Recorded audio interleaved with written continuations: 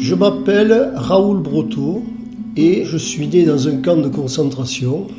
Je suis donc en mesure de vous raconter ce que je sais sur cette histoire.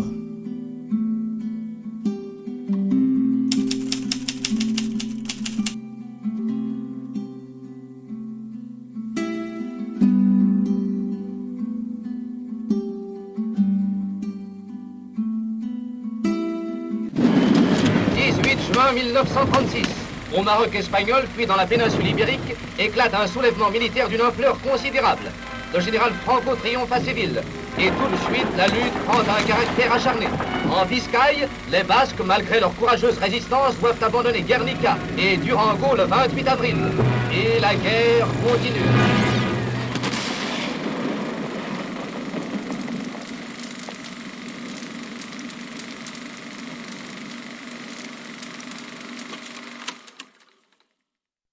Donc mes parents sont des Espagnols qui sont nés à Aragon. Ma mère était infirmière, elle avait 16 ans au début du conflit et mon père était soldat, il avait 22 ans en 1936.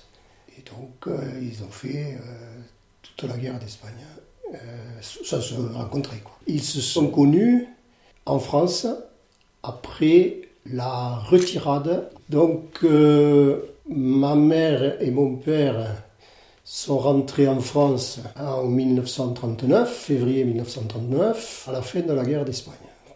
Et puis donc ils se sont retrouvés dans les camps de concentration d'Argelès, de Saint-Cyprien et de Rivesaltes.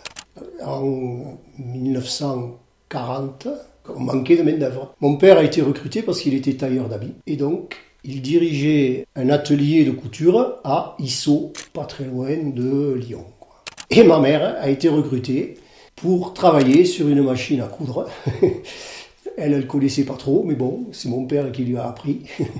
Et ils se sont rencontrés là, alors qu'ils venaient tous les deux de Barbastro, et ils se sont rencontrés à Issaux. En 1943, le manque de main-d'œuvre a fait que le gouvernement allemand a demandé au gouvernement français de fournir de la main-d'œuvre. Et donc mon père, il a été, je dirais, vendu aux Allemands. Et il s'est retrouvé en train de construire la base de sous-marins de l'Orient.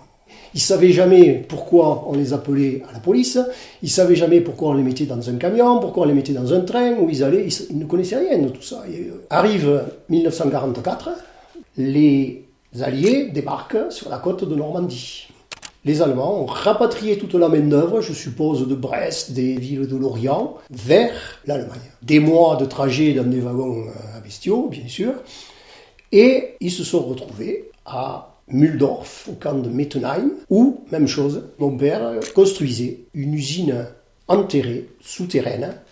La situation étant déjà difficile pour les Allemands, ma mère et mon père n'ont pas été séparés. On voit très bien dans les camps d'Auschwitz ou d'ailleurs, les hommes d'un côté, les femmes de l'autre, les enfants, les femmes et les enfants allaient très rapidement être gazés et au four crématoire.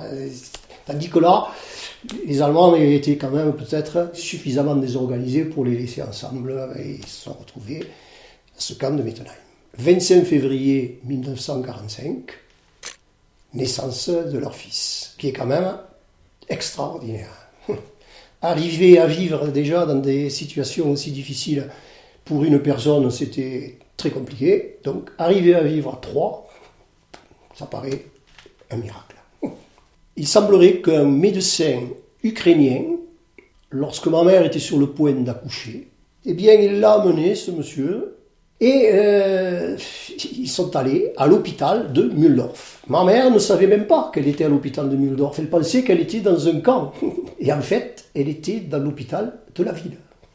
Ce qui fait que j'ai pu avoir dès le début extrait de naissance, extrait de baptême, du registre d'état civil, où je peux prouver que les papiers sont vrais et le registre d'état civil étant toujours présent, il n'y a pas de discussion possible. Lorsque mon père est rentré d'Allemagne, on a diagnostiqué la tuberculose. Il faut savoir qu'en 1946, si vous étiez atteint de la tuberculose, C'était la mort assurée. Donc mon père, en 1946, s'est retrouvé dans un sanatorium. Disons que la façon de soigner était très simple. On envoyait les gens à la montagne, au bon air, au soleil. Alors il y avait des sanatoriums dans les Alpes, mais mes parents avaient demandé les Pyrénées, puisqu'ils étaient espagnols, et ils espéraient toujours rentrer en Espagne. Donc ils sont allés à Océja, dans les Pyrénées-Orientales, au sanatorium La Solane. J'ai été invité en avril 2018 à participer à des cérémonies d'anniversaire de la libération du camp de Dachau. À ce moment-là, on m'appelait le survivant. Les survivants que j'ai vus avaient 90 ans et plus. J'ai été étonné d'être appelé le survivant, mais bon, j'ai compris que c'était la réalité. J'étais survivant du camp de Dachau.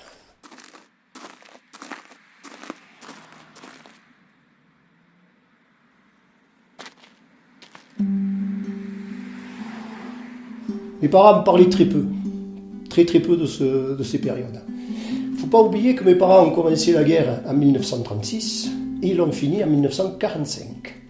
Ce qui fait 9 ans et des poussières d'activités bizarres, de situations compliquées. Et ils étaient pratiquement muets sur ce genre de choses pendant un très grand nombre d'années. Je pense que la vie dans ces camps devait être extrêmement difficile. Parce qu'ils avaient des amis qui étaient revenus comme eux du même camp, et on sentait que ces gens-là avaient ensemble quelque chose de particulier.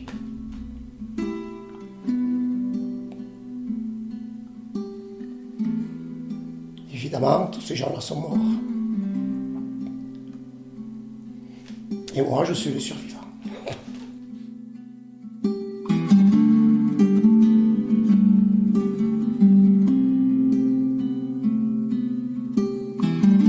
Hubert Le Bende veut dire survivant.